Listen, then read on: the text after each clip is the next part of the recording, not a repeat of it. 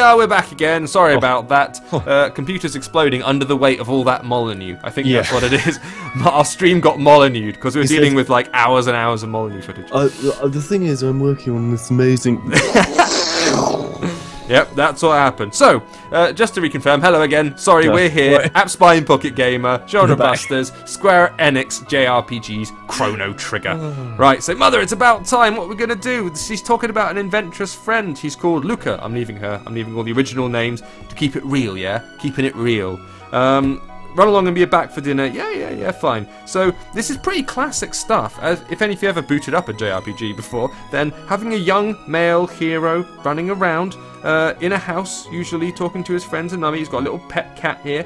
We want to get out of this room, so we head down to the gap at the bottom. And here we have the classic JRPG overworld. If you've ever played Final Fantasy or any of the games you'll be seeing today, then this will be a familiar sight. First thing we're going to do is going to go north to Lean Square, which is the place where we need to go and have a little word with these party organisers. So I'm going to have a little chat to this gentleman here. So I'm just tapping the characters as they appear on the screen. The only kind of interface stuff really is the floating joypad that you can see me using right now. And you just tap characters to interact. I haven't got any attack buttons or anything like that to deal with, because as I say, it is the beginning of the game. Sticking my nose in the shop, can't buy anything yet because I ain't got no monies, but I do want to find out what's going on at this lovely fair thing. Let's talk to this gentleman with all the swords. One of the things I will say is that you're completely right about JRPGs being quite similar, like and there being a sort of trope of this is the way the story goes. Yeah. Chrono Trigger is quite interesting and we touched on this ever so slightly just earlier. It's interesting because it plays on this idea of, hey, all JRPGs start out in the same way and kind of ask you to do the same things. It plays on this with a, not to give too much away because I think it is well worth exploring, but there are moments where there is a moment in which you are judged in some way, and the game looks back at some of the actions you've made and says, well, I'm going to judge you in this way. And all of the things that you have done that you're being judged on are very much JRPG tropes. They are trying to help people in some way, or doing this thing, like acting in a certain way. Or in this case, grabbing a pendant. A very useful pendant to hand to a young lady who appears to be a totally normal commoner. I can't see how she could be anything else. I'm sure she's just a normal attendee at this event. A shiny pendant. Yes, exactly. May or may not save the world. Yes. I'll give it back to her, why not? Because I'm not a total klepto. I will hand it over. She says, thanks, I must live in the town. I've come to see the fair. Awfully boring wandering around alone, isn't it?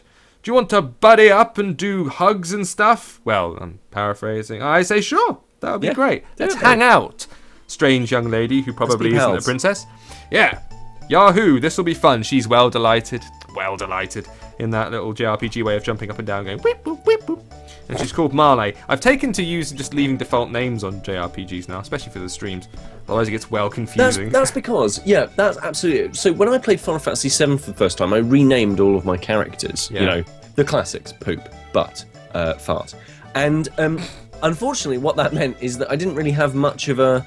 The first time I tried to play it, I didn't really have the same experience as everybody else, because everybody else was like, oh, hey, did you get to that bit where Cloud dresses up like a lady? Exactly. And you're like, who? What? That was fart for me. Oh. Well, usually I was just like, they're talking about this other character. They go, oh, remember when this guy did this? I'm like, oh, I haven't met that character yet. That sounds interesting. Oh, I can't wait to see him. And you realise you have met him. You just renamed him the moment he appeared. For 24 hours, yeah. Exactly. So it gets a little bit confusing. So I sometimes rename the main character, but I leave the NPCs or the other people in your band kind of the same. Now, I'm trying to get up to the square, but it says the preparations are still underway, so it wants you to go out and basically say hello to a few people and do a few things in the party before the game proper kicks off. I did actually play past all this stuff on my iPod Touch, but it got all stroppy and it wouldn't let me upload the save.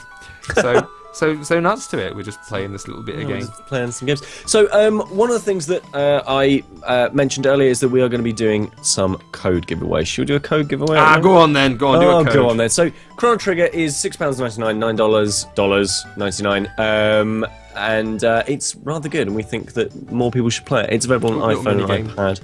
And we're going to give away a code for it. So let me grab a question. The dancing look.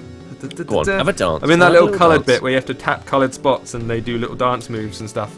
Oh, so the way that we're going to give away the code is, I'm going to ask you a question, You're going to answer it in the chat window. And the first person to get the... Well, we're going to put all of those, all of the people who get the right answer together, randomly pick them out of a hat and give away that code. So obviously make sure that if you are picked, we will notify you in the chat, well, at Apps by Will, which is, of course, Danny, our community manager, and he will send you a code via DM. So, nice.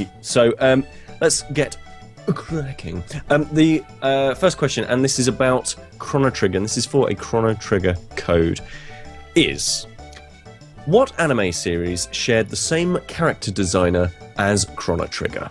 Ooh. May have given it a clue earlier in the little list of games I said we're influenced by, but maybe not. We shall see. Right, I've just gone into a bit of an attack here. This is an early attack system that's done at the actual theme park you're at the beginning. So this isn't like a super dangerous, you're in real threat here, but it's just showing you how the attack system works. And as you can see, hit points at the top there, magic points beneath, and then it's a turn-based attack, which is very, very similar to something like Final Fantasy, for example, or any of the JRPGs. It very much falls in that wheelhouse. Now before, I think I actually had gone out and bought a little sword, an additional sword to take him down with. So let's see if I actually get murked or not.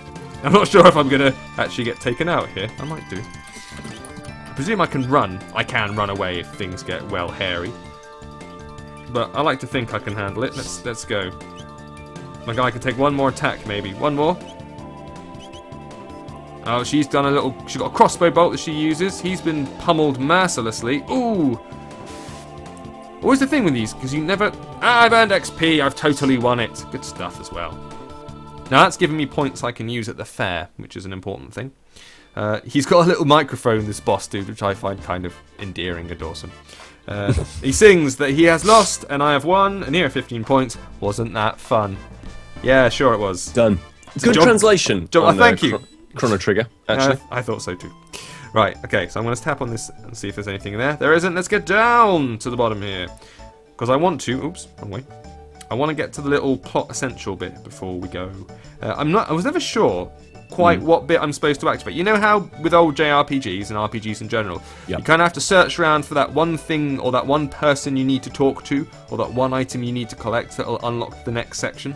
So you tend to go around tapping everything and speaking to everyone. With everybody and doing everything. Just to make sure you can get to the next bit. So, yeah, absolutely. So, vote it. Well, questions have ended and Danny is picking out a winner from the list, randomly chosen winner from the list of entries. And do you want to know what the answer was for that one? Go on then. What was the question again? Well, the question was what anime series shared the same character designer as Chrono Trigger? And the answer is, of course, it's Dragon Ball Z. Hey, Dragon Ball Z, exactly. It was Akira Toriyama. And who got it right? Or did people get it right? Did numerous people get it right? Loads of people got it right. Outstanding. But the winner will be popped into our chat. So if you are watching and keeping an eye on the chat, then you will see who won. And we'll have another code for...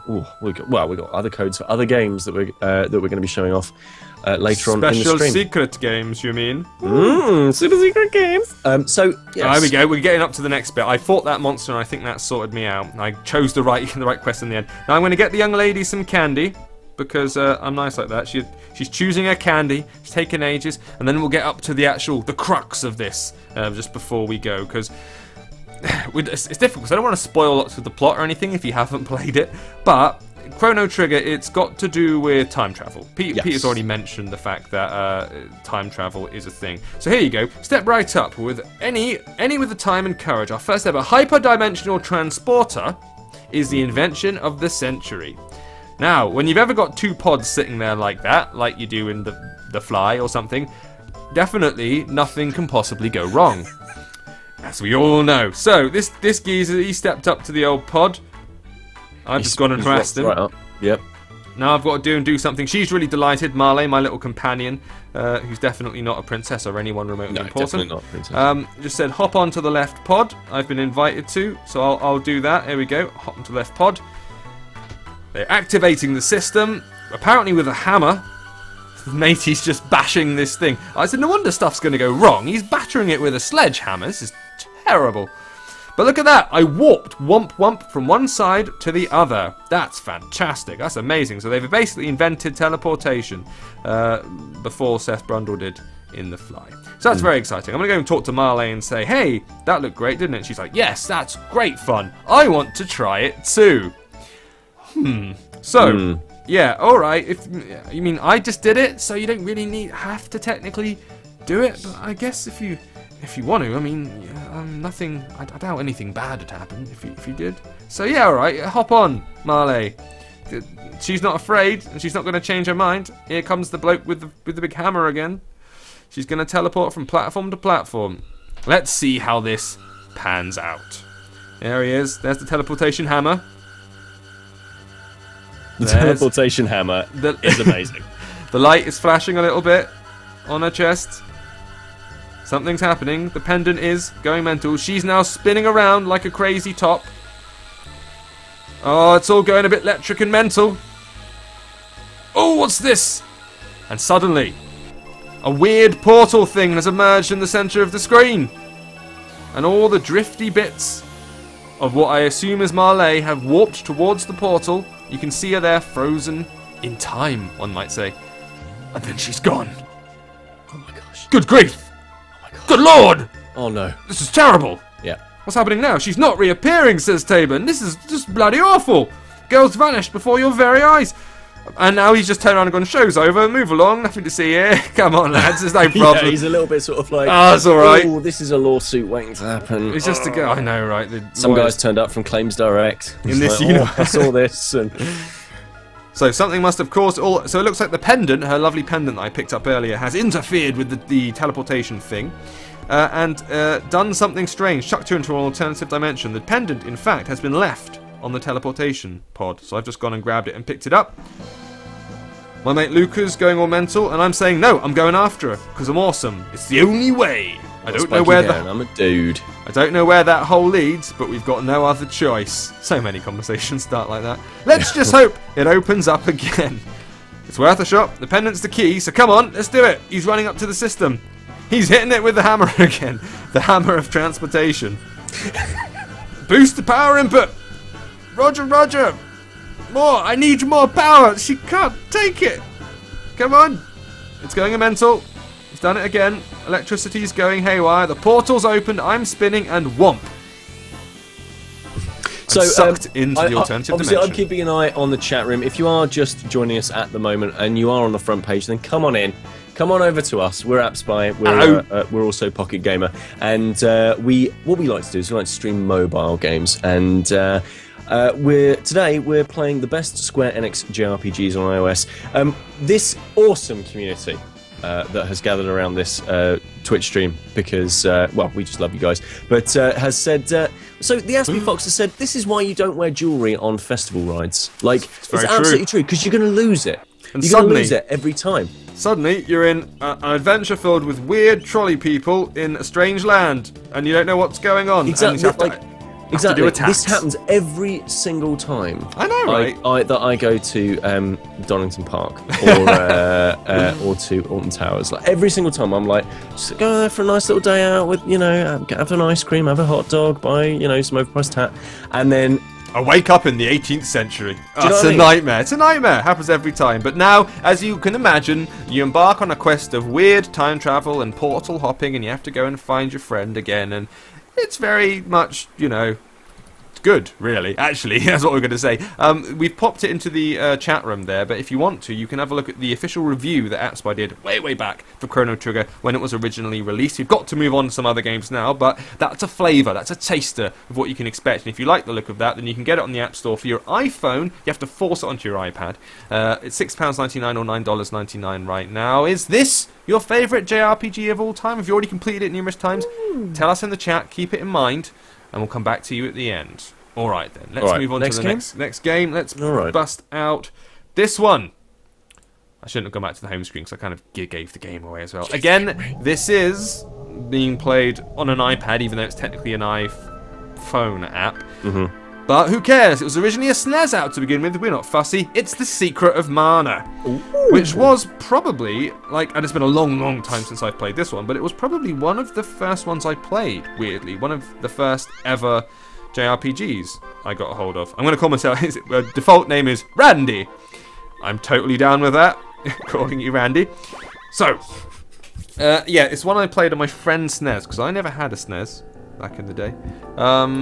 Everyone feel sad for me. I hope you're all feeling sad for me right now. I know, yeah, damn it.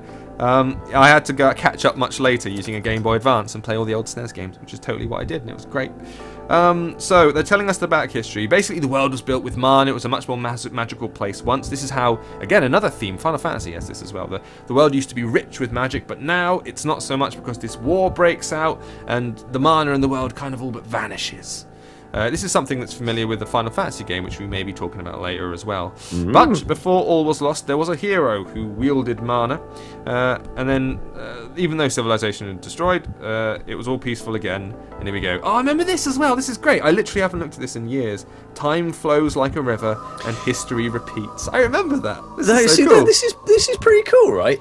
So 10th Doctor says in the chat, "What is a SNES?" Now, first of all, I just died a little inside. Whoa there. I'm old and I'm going to die. And the second thing is the SNES is what... actually, it is a European thing. I found out the Americans don't often refer to it as a SNES. So Super Nintendo. Super Nintendo, or I mean the Famicom or Super Famicom. Super Famicom, yeah. But very few people outside of Europe actually call it a SNES, I found out. Okay, so yeah, Super Nintendo Entertainment System, if you want to be proper.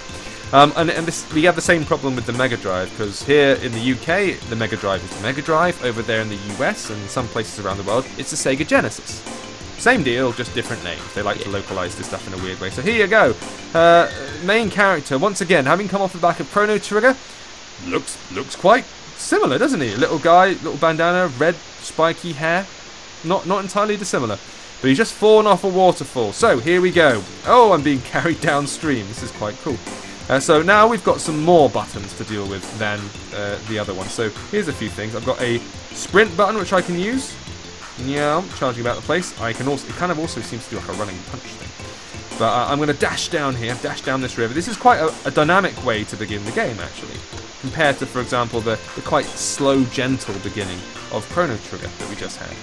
Now, there are a couple of differences you note from the outset. The world is a lot more vibrant, as in it's more dynamic. You can see that the bits of leaf and bush, you know, that they always have in things like Zelda and stuff, those little tiles of bushes, they're all moving, they're all kind of rustling. And you can see that the water has a reflection of the sky in it. You can see also, here's something, there's a sword over there going, Randy, Randy, calling to me. I'm thinking, ooh. or he's, I don't know. I just always think I can't help but think South Park when I hear that. Randy! Make love to me, Randy. Please. Now, the village is the other way. I have to find some way to cut through. I'm going down here. I'm charging down to this. Here we go. Randy, remove the sword, it says. Ooh. Let's try it. Who are you, and what's this sword doing here? He's going for it. He's trying to remove it. Oh, he's done it. And now it's gone all light and all bright, and he can't see. And now there's a ghost. I entrust the sword to you. Oh, I'm excited now. Yeah, alright. So Randy says, say what? Say what? Because of American localization there with the translation. I doubt it read like that in the Japanese version, but whatever. Oh, he's freaked out. The brilliant light is gone in an instant, and I'm left with a big sword. Ooh, I got to get back now. Where am I going to go? Whoa. Let's have a look. I'm going to swing the sword a bit. Just to prove I can do it. In the chat, Kill Bill asks a fantastic question. This game looks modern. Is this really a Super Nintendo era game? Now, what I will say is that obviously, you know, there weren't the virtual stick control bits and pieces, and those menus are slightly different. But the pixel art, oh my god, I don't know whether or not it's a comment on like indie developers now just doing indie like pixel art all of the time, or it's a comment on just how flipping beautiful this world looks. It was one of the best looking ones. It was a really gorgeous game. I say it was one of the first, weirdly, I just killed a rabbit because I'm a jerk. But it was one of the best, one of the first, JRPGs I ever encountered. Most people are introduced probably with a Final Fantasy, one of the Final Fantasies. Yeah. But my friend who had a SNES happened to have this one, and I didn't know what it was all about, and I got to play around there, and it was like, ooh, this is cool. Now, Nice. It's a different world. Is Secret of Mana... Is this the 2-player/3-player one? Yes, it is. Yes, it is. That's one of the reasons I was introduced to it at my mate's house, because we could both play at the same time. I don't believe you can do that on the iOS version. What? I would be a bit surprised. I feel really bad, like I'm hacking up all these rabbits. Nah, sod them, they're rabbits. They've probably got... I don't know. I assume they're not helping me. No, they're not hurting me. I'm going to leave them where they are. I'm going to hack around here. The other thing is that it's a real-time combat system where you're swiping stuff up, much like a Link or Link in Zelda. So it's not turn-based in the same way that the Final Fantasy games perhaps are, or indeed Chrono Trigger was. So big difference there from the beginning. I'm running through. It's quite this bit's quite linear, obviously. And that rabbit did actually attack me, so now it's going to get a kicking. The other ones didn't, but I feel a bit bad because they look really cute. I really want to beat him up. Dying. Why would you kill us, James? I know. But I'm totally going to kill him because I'm just that kind of guy. A jerk. Let's carry on down here. I'm going to hack my way past. I don't want to spend all my time killing these dudes because I'll be here for ages. Just want to get to a nice next bit. Oh, this is taking me out where that sword was. Oh, I don't want to be there. So is this a bit more... Is this a little bit more Legend of Zelda than... yeah, a bit. I mean, in terms of... it's got... the same kind of massive overarching storyline stuff that you get in the JRPGs, and it is, you know, JRPG in that vein. But yes, it's more real-time combat, wandering around with a sword, not waiting for people to take their turn or anything like that. So yes, in some ways, it certainly is. Let me get away from these rabbites. Here we go. We're at the village. We need to find ourselves in the village. You'll notice that they went with more of a dynamic opening this time, not so much that whole wake up and do nothing. I've got amnesia. Yeah, I know, I've got terrible amnesia. What's going on here? All that stuff. So, you know, let's go and have a word with this young lady. Hey, Randy, stop playing with that sword before you had someone. Killjoy, man. But again, you go into these rooms that look like this, and it's exactly the same style of room that you woke up with in Chrono Trigger. Now, I mean, most of people will probably be familiar with this sort of thing. They'll have played a top-down JRPG at some point in their life. But if really there are people who, and they're very lucky if they haven't, because they're younger than us and they haven't experienced these things. They'll be dying like later than us. If people genuinely haven't experienced like a JRPG before, or don't know what a SNES is, weren't around for that area, maybe some of the younger viewers, you lucky buggers. But this is what games used to be. This was the height of gaming technology at the time, and we just loved this. This is what we grew up on, this sort of stuff. So you're running around in these houses. It's top down, not isometric in terms of isometric's usually at that sort of angle, like 45-degree angle. This isn't. It's just straight up, top down. You'd be running around from place to place. You'd have these lovely, I'm not going to sleep here, you'd have these adorable looking sprites, which you can see, like, which had about 4 frames of animation each. And they were brilliant frames though. Each frame vitally important, simply marvelous. And I kind of enjoyed it. It was 1993, I think this one was released originally, and people got well excited because it was slightly more accessible than some of the other ones. I think because of the fact that it was a real-time combat system and, you know, hacking around like Zelda. Some people find turn-based stuff a bit confusing. It's a bit daunting. Yeah, you're doing a lot of menu. I mean, everyone gets it after a while. You get used to the system and it's fine. But at the very beginning, it's like a lot of bouncing around between menus and items and and stuff like that. And people find it a little bit like, I just want to hit the guy. And that was what this did. It kind of opened it up to everyone, especially if you were half familiar with Legend of Zelda or something, then you could find your way around this, no problems. So we have got another code to give away. Oh, we're excited. So we're going to give away one of these codes, I reckon. So if you have just joined us, hello, this is Zapspine Pocket Gamer, and we are streaming Square Enix JRPGs. We are playing them on an iPad, but some of these games are for iPhone as well. I believe this one is for iPhone. Yes, because we've got a little 1X in the bottom right. But you can play them on iPad. They're just expanded out. Yes. So we are going to give away a code for. What should we give away a code for? Oh, I know what we're going to give a code away for. We're going to give a code away for this game, Secret of Mana. So really super simple question for you. And here's how you take part. I'm going to ask the question, and then the question, you will write the answer in the chat window. You'll join in with the community and put in the answer into the chat window. And Danny, who is at AppSpy on Twitch, will pick out a winner at random who got the right answer. Basically. And while you're doing that, I'm gonna deal with this gigantic monster that's just appeared out of nowhere. Oh my get on with the big gigantic monster. Okay, you deal with that. I'm gonna do this. Okay, so this is the question, what was the original Japanese name for Secret of Mana? Oh, hello. Yes, original Japanese name for Secret of Mana. I'm dodging acid breath. I've also been hit a few times. I may not make it out of this alive. Oh, okay. I don't know. I can't remember if this is one of those you have to die ones. Yeah, that's such a staple, isn't it? They do love those, like, obligatory death. Randy is unconscious. Oh. And that overblown big praying mantis git is just jumping up and down in my face. And now he's going to acid breath me, and there's kind of no way for me to escape it. Look, he just jumps on my head. Have you got any potions? No potions, and I'm dead. Oh. But man says, hang on, I'll help you clear your mind. Wait till you have 100 power, and then aim accurately. So this guy is helping me out. So yes, it was an obligatory die.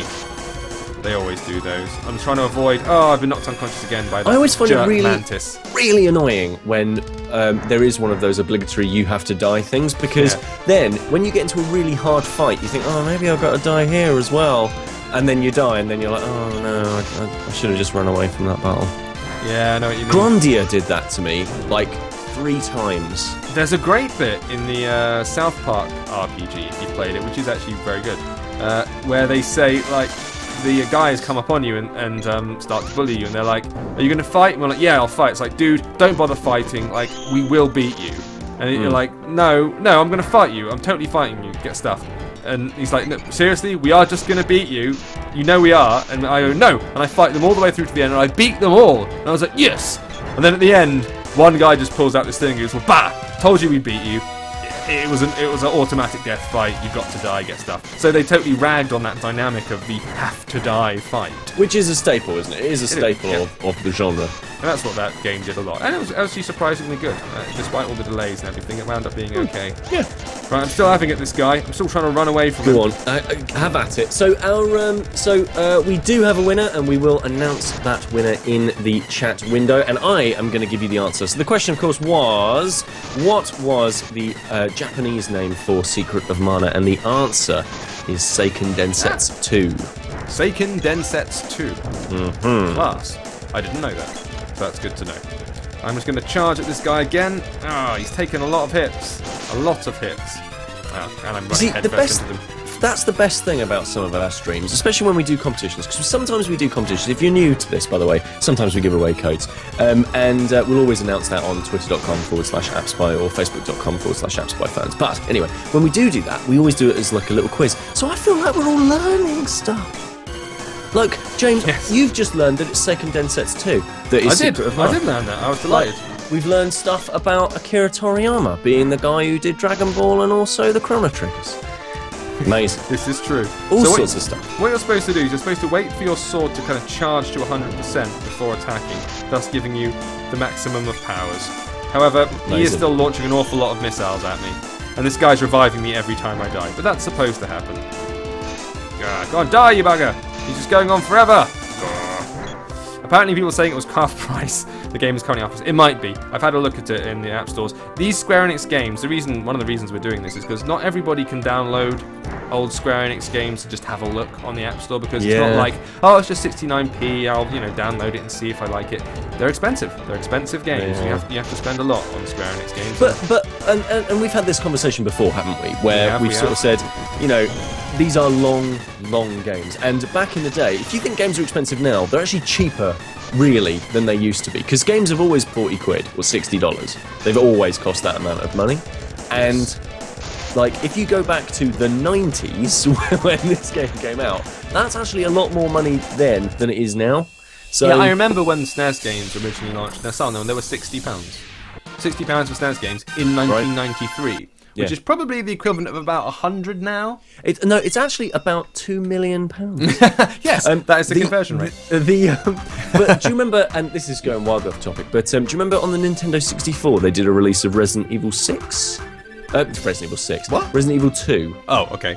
They did a version of it, and because they were using silicon, they had to use lots and lots of extra memory chips and stuff like that. Right. And it cost, believe it cost $100 in the United States. What? I do remember them like bolting chips onto the... A naff version of Resi 2. Do you remember the version of Virtua Fighter 32X? Where it had a special cartridge with special chips in. And where it didn't look that much better. We had 3D on the...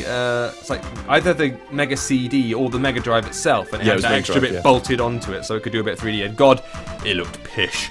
Anyway... That is all you're going to see of this for the time being, and like, if you want an overarching thing, it is more of the like, you've got to go on a quest and save the world and rising evil, and you know, there is an ongoing theme with all these JRPGs. Chrono Trigger's a little bit different, but Secret of Mana certainly.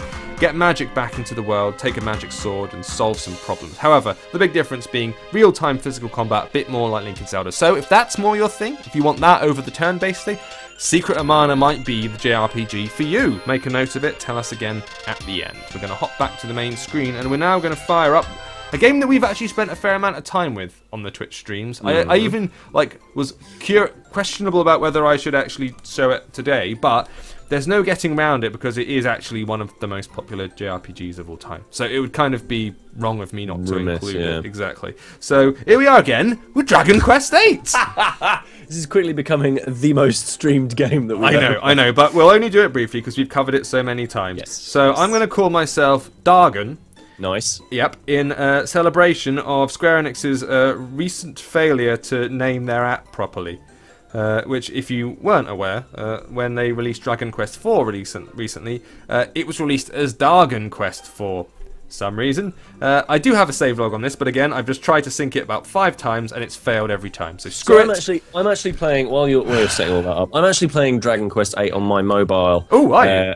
Yeah, because I was on holiday last week, and I decided to take it with me, because I like playing games that are sort of like online free-to-play stuff, but when you're travelling, especially in Kent, which is that's in Englandshire. There's like everybody. No internet in the middle of nowhere, so I decided to take a couple of games with me, and one of them was Dragon Quest VIII, and it's really good. It is like you're the one who sort of turned me on to this. You were a big fan of it. You played it way back when it was out on the PS2. This is a more recent game than the other two we've shown today, as will be reflected in the fact that it's our first 3D RPG, because all the rest of them have been those top-down pixel art doodads. This, as you can see, has got a cute little mouse scampering about the place in glorious polygons. How about all those polygons? Look at them, lovely.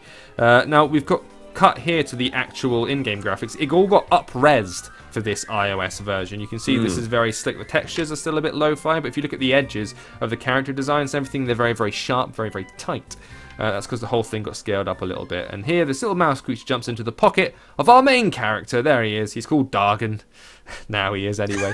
And here are his friends, Yangus and co. Now, I know we've streamed this stuff before, but we are doing it for a reason. And like I said, I said, is there anything else we could put instead of this? And everyone, we looked among, glanced among ourselves in the office and went, no, we've got to put this on here. We have... It's amazing because it's one of the most highly regarded, and not just in the US or the UK. We should point out that over here in the West, which is where we are, generally speaking, the most recognizable JRPG of all time is Final Fantasy, possibly Final Fantasy VII. That's the one in the series that's the most popular. It kind of broke through to the mainstream, I would say, rather than just being kind of, it's a quirky thing that gamers do. These gamers, I've seen them around skulking in corridors. But Final Fantasy VII was huge, on a scale that was previously unheard of at the time. So that was the one that kind of popularized the series over in the West. However, go over to Japan, and Final Fantasy is like this. Like, oh yeah, Final Fantasy, yeah.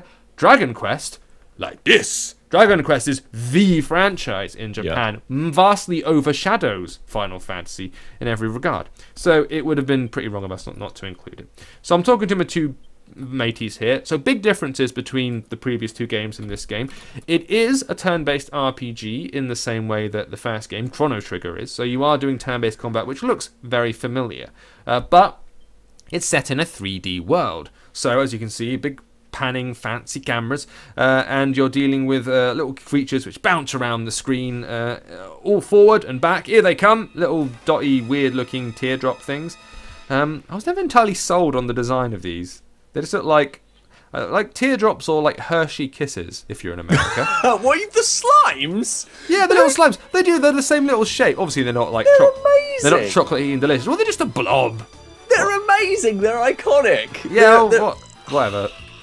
They're as iconic, if not more so, than something like, I don't know, like a Pikachu or something like that. A Chocobo. A Chocobo. or a Chocobo, or have you. It's a Chocobo, as far as I'm concerned, but apparently some people pronounce them Chocobo. So, you know, obviously wrong. Well, it is obviously wrong. So, obviously, if you are just joining us at the moment, hello, this is AppSpine Pocket Gamer. We like to do these little interstitial things where I welcome everybody that's on the front page watching, and come on over. Yeah. Come on in. We stream iOS and sometimes Android games. Basically, that's what we do, because we're the only ones on Twitch, really, that are doing it that much. Jump into the chat. Our community is basically the most lovely community in the world. And we've got amazing stuff going on at the moment. Charleston says, I wish the US got that Dragon Quest MMO. I think that's Dragon Quest 10. And I'm sure that's on the way. I'm sure there's a version of that somewhere kicking about, or will be very soon. Dragon Quest 10, I think it is, which is a paid MMO. On Wii? So like a subscription-based MMO. Oh, yeah. On Wii, not Wii U. No, it did really. It didn't do. Well, it did well in Japan, and it was only released in Japan. But I think there's a version of it coming out some way. Anyway, so there's that. We've got chat about Final Fantasy going on, about the Final Fantasy movie, that Spirits Within rubbish. Which I watched again recently. Yeah, so did I. I don't know why. It's not very good. It really isn't very good. Like, not that I don't want it to be. And some of the, visuals, clinical and sterile though they are, like, they're impressive. It's, more of that CGI stuff that you saw in, like, the Spirits Within movie. And it's really bad. Like, I'm sorry, the Spirits Within, like, Alec Baldwin voiceover aside, it's pretty bad.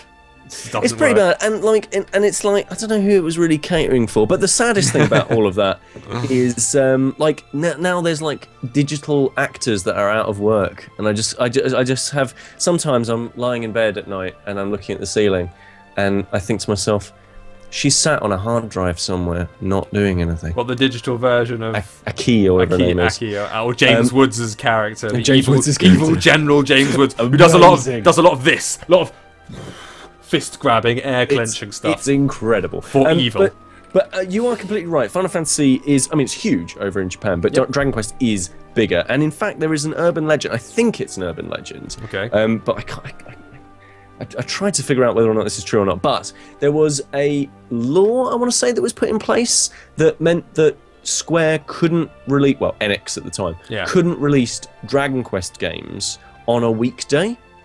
Because so many people would call in sick from work when the next Dragon Quest game came out. You mentioned this to me, yeah, that's incredible. Like, it became it was an accidental national holiday because everyone bunked. I think that's true. Like, it might be one of those sort of like urban legend kind of things, but absolutely, like there is definitely a one of those fancy infographics that says like the number of man hours lost in Japan every time that a Dragon Quest game comes out, because they're awesome. Like, the Dragon Quest games are.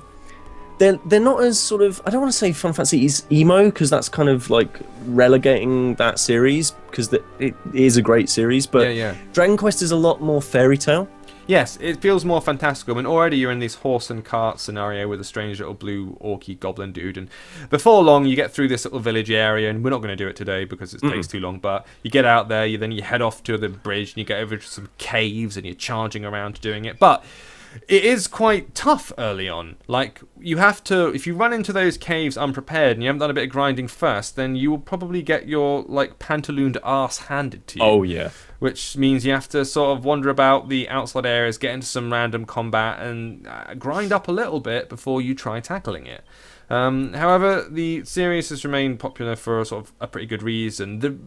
This one particularly, like, I mean, not that I'm a huge knowledge on the series, because I'm not, but whenever I talk to people about it, it always comes back to 8 somehow. It drifts back to that place. I mean, 4 was released recently, and I think 4 was a bit of a turning point in terms of some of the mechanics that were introduced. Yeah. Some people say that there are a couple of either it's fighting mechanics, combat mechanics that hadn't been included up until that point. Yeah. And that was a big turning for the series. I think Final Fantasy did that around 3. They introduced the job system or something. 3, that I changed everything. Right. And people, they stuck with it after that for 5 through 7. Right, we've got to go and get this guy called Rylus. Oh my word, let's go and chase him back. Now, I know familiar people with the stream that we've streamed this a bunch of times before for different reasons. So I'm not going to stay with this for too much longer, but just to show you very quickly, it's very different from those other 2 games. Firstly, as you can see, it's played in portrait mode, which means that, as you can see over there, it's vertically, it's stacked so you hold the iPad up like that, which is unusual, but actually works surprisingly well. You use a single control stick in the bottom of the screen, which you can move to the side, by the way. It doesn't have to stay dead center. And that's how you guide your character around. You still get into combat in the same way that you do in the other games. It's still turn-based. You saw a little example of it over earlier when I fought them little teardrop Hershey Kiss fellas. I'm just going to run up here just to show you some of the environments. But look at the environments. Fully 3D interactive JRPG. This is a big step up. And that music. Yes, and the soundtrack, for which it is beloved. And just ignore the fact that the composer may or may not be a racist. It is actually very, very good. It's really sweeping and orchestral. Just be glad it didn't have any lyrics. Yeah, basically. Because that might have been bad. Yeah, it might have been bad. I'm just hopping into this church to say hello, and I think this is where you can do some saving and stuff. Yeah, you can do some saving in that as well. Dragon Quest VIII, amazing. Bit pricey. Yeah, it is a bit pricey. It is costful. So we're talking £13.99, or I think it equates to $20. About $20. Yeah. We'll. I think it's really good. I've got a copy of it. I think it's excellent, and we do have some codes to give away for the next game. So you'll save money with the next game. So maybe you get this one. There you go. Think of it in that way. Nice one. All right then. Well, we'll hop off from this in just a second because we are running swiftly out of time. But there you go. It's quite a different game from the other ones, but it's a generation apart. 2 generations apart, I would say. It was PS2, right? This GQ8 yeah, was this is PS2, yeah. So it was kind of near-ish the end of PS2. Yeah, so it was 2 generations down the line. So there's a very good reason why it looks quite different from the other ones. But lots and lots of gameplay to be had out of this. This game will go on 4 weeks. So if you are interested in laying down the money, then there you go. And look, there's a barmaid with bunny ears. Frankly, how could you possibly want any more? A barmaid with bunny ears and a little gerbil called Munchie in your pocket. This game is clearly a winner. So, Dragon Quest VIII, number 3 on our list of potentially best JRPGs from Square Enix. And finally, frankly, no list would be complete without what I would, I suppose, consider something of a granddaddy. And look at the point I fired it up, because I fired it up early just to get us a little way through this. The immaculate sight of 3 mechs trudging through the snow with... you want to talk about soundtracks? This is the soundtrack I'm talking about. It's Final Fantasy VI, which came to iOS this year in a slightly rejigged and retouched version. It's one of my favourites. I love this one. I backtracked from Final Fantasy VII to this one, again, because I didn't have a SNES at the time. So it was only sort of relatively recently I was able to get hold of it. So I'm going to hit my new game. And I'm getting customer appreciation. How's about that? Isn't that lovely? Ancient War of the Magi. When its flames at last receded, only the charred husk of a world remained. Even the power of magic was lost. Again, just like with Secret of Mana, they always seem to be set in these worlds where magic once existed, but since died. And there's usually a character who returns to the fold who brings the mana with them. And usually that's you, which makes things kind of cool. And in this case, it was a very nice twist. And I don't know how often it was done in JRPGs before that. All the protagonists in the previous 3 games, you'll notice, were dudes. This one puts a girl at the centre of it all, which I think is quite nice for a change and a tad progressive. Yes, because in this one, she follows the same sort of archetype of, oh no, she's really helpless, and then she's not helpless. At all. No. And it's really, I think actually that's why Final Fantasy VI is regarded by some as the best JRPG of all time. And I think that it certainly has claims to that throne because it does try to do different things. And some of the story beats are just mind-blowing, which obviously we won't spoil any of those. But there is a moment in the game which is it is the same sort of impact as the moment from Final Fantasy VII. I was going to say the same thing. If you haven't played Final Fantasy VII again, you won't spoil it, but there's a moment about 2/3 of the way through the game where you go, oh, whoops. Whoa. And there's nothing you can do about it, but it happens. And you're like, holy crap. And it's 6 is groundbreaking. It's not necessarily the most incredible in terms of its gameplay. Like, it definitely borrows a lot from everything that came before it. The other two Super Nintendo Final Fantasy games, 4 and 5. Sure. But it's assuredly one that is one of the most complex in terms of its story, and the most loved as well. Yeah, and rightly so. So I think they did, by default she's called Terra, I think, the name of the character. But again, you might change it. We've seen the little wandering bit, and here we are turning up at the first city. So we've got these two armored dudes and this girl who's just being referred to as a girl at the moment, and they're in these kind of mech suits. Now I'm going to stomp through the middle of the city here. And what we're going to do is we're going to encounter some people. So here's a guard getting cross about the Empire. She stays pretty silent at first, this lassie, but things open up a little bit more. Now here's the combat system. Now, regarding the combat system on the iPhone and iPad, things have changed a bit. So you'll remember that, again, it's a menu-based system, but as you can see here, I'm sort of swiping these little columns up and down. This is how you deal with fighting. Which is unusual. So I'm going to tap the Magitech button, I'm going to choose the fire beam, and I'm going to aim it at this here foxy thing. I don't know where it is, some big ass dog. Magitech is the main method of combat because we're wearing that Magitech armoured suit. You won't be wearing that for too long. That gets pulled roughly away from you, not too far from now. But instead of being just still menus that appeared on the screen, big square menus that would cover a lot of the screen and you'd switch through them using a D-pad, they've opted for including a little bit of touch control access here. So you get those columns that sit at the very bottom of the screen and you swipe them up and down. When it's in active time mode, so you can see here right now, when they're charging, they kind of crawl up the bottom of the screen, they creep gently up. And that shows you when your attacks are charged and ready to go. So that's the way that they deal with it. It's different. It's a bit weird, frankly, to get used to. I'll be honest. It was when you've played the old game for so long. It's a bit odd. And on iPhone, it's a little bit fiddly. Like ever so like on iPad, which is obviously what you're playing this on. I feel like there's just enough space, but on iPhone it's a little bit fiddly. No, I'm inclined to agree, but they decided to do a bit of a change. They also spruced up the graphics a bit. You'll notice, you can probably see it on the stream, this was a SNES era game, same as the first two, Chrono Trigger and Secret of Mana, but it looks a little bit cleaner because this has been given the HD overhaul treatment, which again caused certain amounts of people going, oh, I don't like the new look, it looks a bit weird. Of which I think you and I were a member of that crowd, Peter. It doesn't look bad at all. No, but it is odd seeing it. It doesn't look bad. It looks different. Yeah, and you get over it. And if you haven't played Final Fantasy VI before, then you won't notice or care. You will not care at all. And the game itself still completely intact. So it really is the original game, you know, in all its kind of glory. So don't worry about being cheated by the iOS version. You won't be. It's still a brilliant game.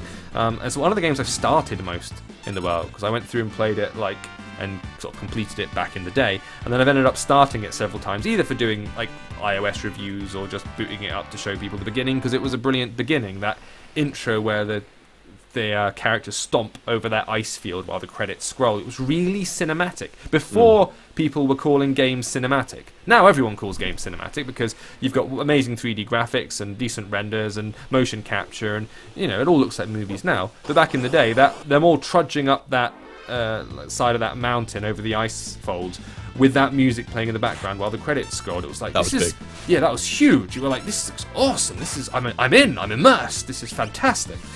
So, you know, you have to look at the context and the time in which it's done. But so, I think it is time for another code to give away. Go on then. Before we leave, I'm going to have to do it. So we've got two codes to give away. I'll tell you what. We're going to ask the first question, and the first question is, and obviously if you've been with us for the entire show, you'll know how to do this, but I'm going to ask you a question, you are going to put the answer into the chat room, and maybe you'll win a code. It is Danny will pick out the person who wins from a random list of correct answers. So the question for this one is, and this is for a code for Final Fantasy VI on iOS, the question is, what are the little cat fellows in the Final Fantasy series called, and we'll accept one of 2 different names for them. Okay, we're talking about the little white dudes. Little white cat dudes. With a little pink thing on an antennae. So, yes, we will give away a code to the person who gets, who is picked, basically, from all the right answers we receive, and we'll do that, and we'll do another code in about, about 5 minutes' time as well. So, here's the thing, James, with Final Fantasy VI. Go on then. I don't think it's the best Final Fantasy game, but I think the best Final Fantasy game is yet to come on iOS. Oh, I see. That's an interesting idea. Why on iOS? What's the one that we're all waiting for, Peter? I think we're all waiting for Final Fantasy VII, and I think that Square Enix, and this is my personal prediction, no information whatsoever, do not know any of this sort of stuff, but my personal prediction is that they will make an announcement for it in the next 6 months. You reckon? Yeah, I reckon. There's been lots of teasing about this. We've heard the guys chatting off about it, and at times they said, yes, obviously we've considered it numerous times because it's Final Fantasy. Because we like money. Yes, of course we've thought about it, but what they say is actually much more difficult to do. One of the limitations they cite is the file sizes on the App Store. They say that you're limited to about 2 or 3 gig or something on the App Store. If you want any more, you have to kind of download it and then reinstall extra data after you've downloaded it. And they say it would be too big because it's a massive game. If you remember on the PS1, it came in 4 discs. It did indeed. 4 DVD-ROMs, children. No. Now, this is the thing. They're not DVDs. Okay, what they were then? CDs. Oh, CDs. Sorry, I apologize. So, yeah, they were CD-ROMs. So that's really only a maximum of what, 700 megs per thing. And they probably weren't using all of that space. So let's say that they're 700 megs, right? So that's 2.8 gigs. Yeah. Maximum. Yes. That is not that huge in comparison to something like Monster Hunter Freedom Unite, which obviously we'll be playing again on Friday. Yes. Monster Hunter Freedom Unite, big game. Like Dragon Quest VIII, big game. And I think that if they can fit Dragon Quest VIII, which is a PlayStation 2 game, onto into one game. Admittedly, they took out all the voice acting, but if they can do that, I think they can do Final Fantasy VII. I think they're waiting to hit the go button, because I do believe that it is probably possible, and I'm sure I agree. If Square Enix rocked up to Apple and said, "Alright guys, we'd like to launch one of the most famous video games of all time on your platform. Is that cool? Or we could go to Android and do it." I'm fairly confident someone's going to go, "Yeah, all right." As if they'd launch on Android. So yes, I think that that is a probability. Although, as I say, we don't know. So obviously we've got all the answers in the chat, and Danny, who is at AppSpy in the chat, will pick out a correct answer and send you guys a code. And Should we do the last one? Should we yes, get out of the way now? Awesome. Okay, so the answer for that was Mogs or Moogles. Of course it was. The final question for the final code for Final Fantasy VI that we have: what was Final Fantasy VI's original title in the United States? Ah, yeah. Because it was different, and we have talked about it here on. Yeah, we've talked about this on before. There's a reason why it is a bit different. Now, I'm attacking this giant conch shell snaily bug thing, which is our first proper massive enemy who goes Ymir Gwok. And now, look, his head's disappeared. And if you're a smart person, or if you've played this game before and are a cheaty person, like me, this is the point at which you heal. Because if you try and... Let me get to my items and my magics. Where's my magics? Oh, I can use the Magitech, can't I, to heal? Of course, because it's the beginning. I'm using my healing force on the as-yet unnamed heroine. Because if I try and hit that conch shell while he's hiding inside, then, oh my, I'm going to get well done in. Little known fact about that boss: if you put your head up to its shell, you can hear the sea. Oh, handy chat there. Oh my God! Look at the chat room lighting up with answers. Everyone my knows word! the answer to I've this. never seen anything like it. But we have discussed this before. Absolutely. And it's common knowledge. So while Danny is picking a winner from all of this, and you are battling the pants off of this boss, I will do the sort of general bits and pieces that we have to tell you, and that is. This is obviously AppSpy and Pocket Gamers stream. Oops. We stream iOS and mobile games. We are doing this Monday to Friday, every single day, 5 PM UK. Daisy. 9 a.m. Eastern. Pacific. 9 a.m. Pacific Standard Time. 12 Eastern. Yes. And midnight-ish if you live in Australia. And some of our viewers who actually do. And high five to you if you're joining us today. Absolutely. Come back. We always do mobile stuff. Wednesday this week is Eye on the App Store, where we play all of the cool iOS games 24 hours early, so you can see what to waste your time on and what not to waste your time on. And Friday is Monster Hunters, which I'm sure some of the people watching this will be very interested in watching me and James and Harry and sometimes Danny basically completely failing to play Monster Hunter Freedom Unite. We are getting better though. It's what we do best. It's what we do best. Tomorrow we'll do something awesome as well, and Thursday we do the podcasts live. So he's back. I accidentally, because I was talking to you guys, I went and accidentally attacked him when he had his head shrunk in. I know. And as you see, he launches a Megavolt attack and takes everybody out. So you got to be well careful about that. Is another fire beam shot. Pow! So we've got our winner in the chat. Hooray! Congratulations to you if you have been named as our code winner.